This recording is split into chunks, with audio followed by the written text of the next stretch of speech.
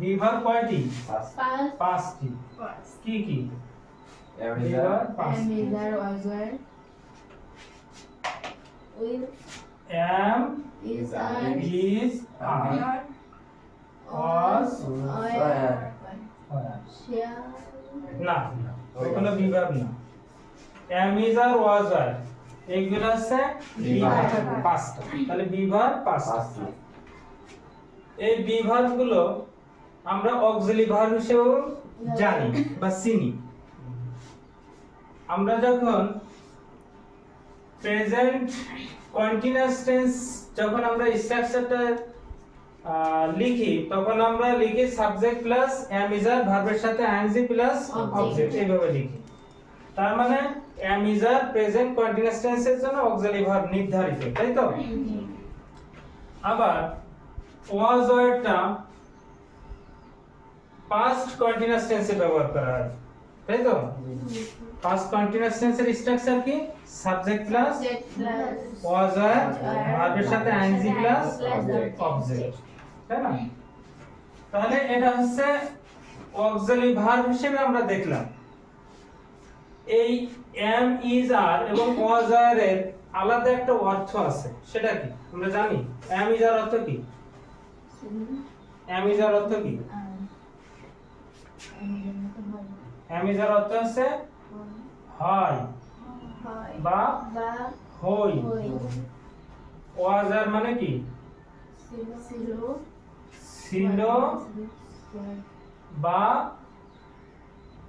ছিলাম, ছিল বা ছিলাম। আচ্ছা গেল। আরেকটা দেখি হ্যাভ হ্যাভ মানে কি? আছে আছে হ্যাভ হ্যাভ মানে কি? ছিল ছিল। have মানে আছে হ্যাভ মানে আছে। হ্যাজ মানে কি? ছিল আমি হ্যাড বলি। হ্যাভ হ্যাজ মানে কি? আছে। এবং হ্যাড মানে কি? have মানে ছিল নাকি ছিলাম? ছিল হ্যাড মানে কি? ছিল। এই যে was are মানে কি? ছিলাম। আর হ্যাড মানে ছিল। এই দুটো পার্থক্য যদি মাথার ভিতরে থাকে তাহলে এখন যা বলবো সেটা খুব সহজভাবে বোঝা যাবে, তাই না? তাহলে দুই ধরনের দেখলাম, এগুলো হচ্ছে বি ভার্ব। আর এটাকে কি বলে? এটাকে বলে হ্যাভ ভার্ব। হ্যাভ ভার্ব কয়টা? তিনটি। Have has had. তাহলে হ্যাভ ভার্ব হচ্ছে তিনটি। আচ্ছা এখন যদি আমরা বলি আমি একজন ছাত্র, এর ইংলিশ কি হবে? I am a student. I am a Student. student. আমি একজন ছাত্র। ছাত্র। এখন যদি বলি আমি একজন ছাত্র বা ছাত্রী ছিলাম। স্টুডেন্ট মানে কি? ছাত্র বা ছাত্রী দুটাই হয়, তাই না? তাহলে আমি একজন ছাত্র বা ছাত্রী ছিলাম। কি হবে? I had a student, ঠিক আছে?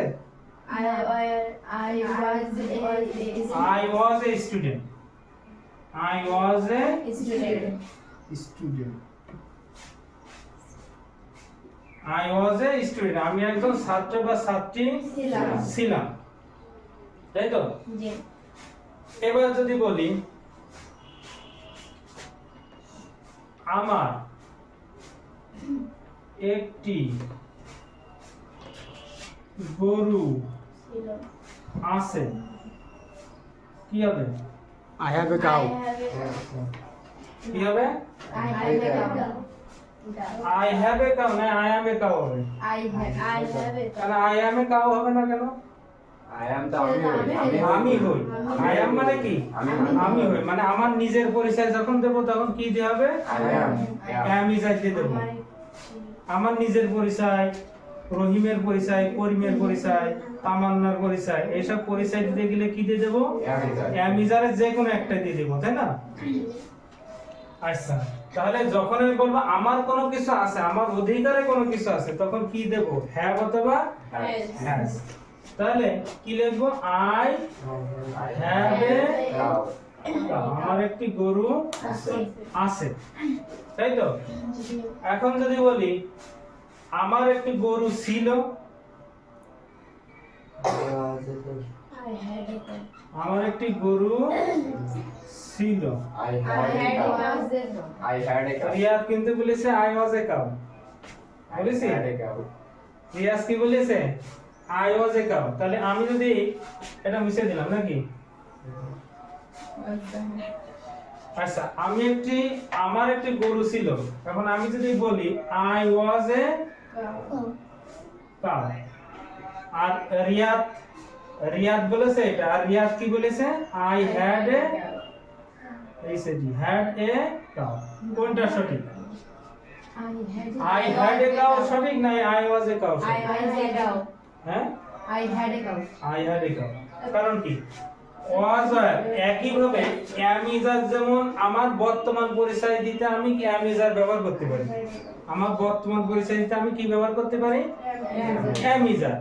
কিন্তু আমার তো একটা অতীত পরিচয় ছিল, মানে আমি যদি এখন বলি যে আই এম এ স্টুডেন্ট, তাহলে কি হবে? হবে? আমি কি স্টুডেন্ট এখন? তাহলে আমি কি? I was a student. I was a student. আমি ছাত্র বা ছাত্রী ছিলাম। আমি যেহেতু পুরুষ, তাহলে নিশ্চয়ই বলবো আমি ছাত্র ছিলাম।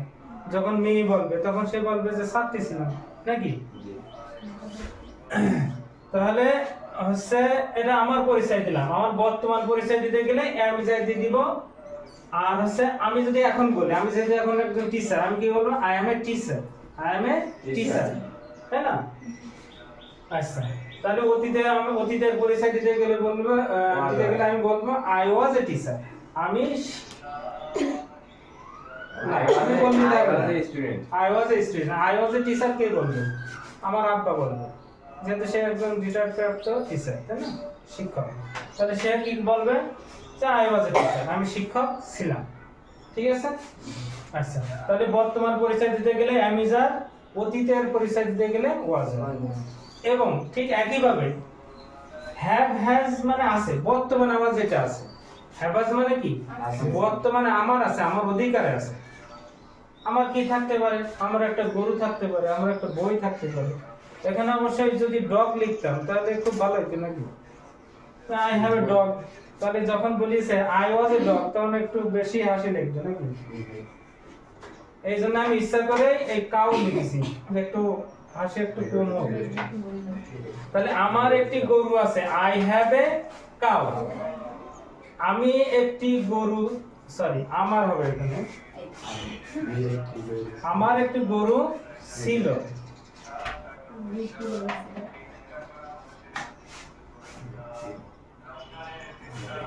আমার একটি গরু ছিল, তাহলে কি হবে?